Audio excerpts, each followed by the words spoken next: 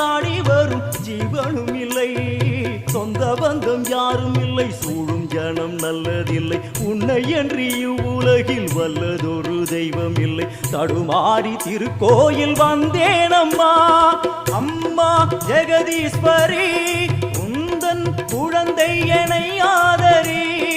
அம்மா ஜெகதீஸ்வரி உந்தன் குழந்தை என்னை ஆதரி.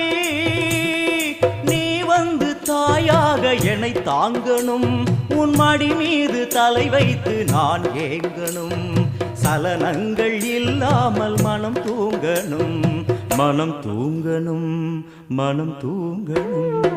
எங்களுக்கு குறையும் உண்டு, அதனை நான் அழுது சொல்லலாமா?